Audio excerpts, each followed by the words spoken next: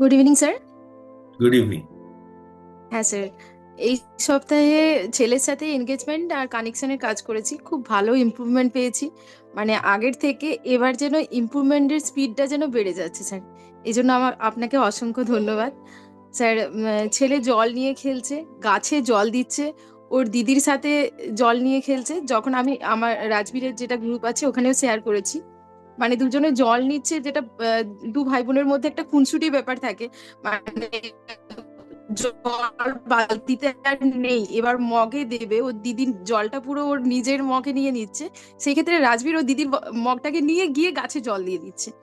এই ধরনের ইমপ্রুভমেন্ট পাচ্ছি স্যার, আরো অনেক কিছু পাচ্ছি। মানে কথা বলার স্যার চেষ্টা করছে খুব ভালোভাবে, মানে যে কোনো জিনিসগুলো শুনছে, খুবই ভালোভাবে শুনছে, আমাদের সাথে খেলছে, এক দুই এভাবেও বলছে।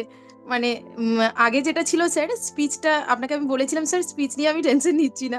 সত্যি স্যার, স্পিচ নিয়ে ভাবার সত্যি কোনো দরকার নেই, স্পিচ অটোমেটিক চলে আসবে। এখন দেখছি স্যার ছেলে নতুন নতুন আওয়াজও করছে, আর সাথে সাথে সেইগুলো দিয়ে যখন মানে ও লাল লাল লালা করলে আমি যখন লাল এইভাবে বলছি, ও খুব মজা পাচ্ছে, হাসছে। এবার স্যার একটা দুটো শব্দকেও খুব ক্যাচও করতে পারছে স্যার। যেমন এ এ এ করতে করতে স্পষ্ট স্যার এক শব্দটা আজকে আজকে স্যার এক শব্দটা বলেছে, অনেকবার বলেছে। আর শুধু আমার কাছে নয় স্যার, স্যার বাড়ির অন্যান্য যারা রয়েছে তাদের কাছেও এক শব্দটা বলেছে, যে মানে শুধু মায়ের সাথেই কানেকশনটা ওর না, মানে বাড়ির আরো যারা রয়েছে সবার সাথে ওর কানেকশনটা খুব ভালো হয়েছে, সবার সাথেও খুব ভালোভাবে মিশছে। এবং একটা কথা মানছেন যে এর জন্য আপনাকে খুব বেশি কাজ করতে হয়নি। না স্যার, কাজ করতে হয়নি স্যার, সত্যি তাই।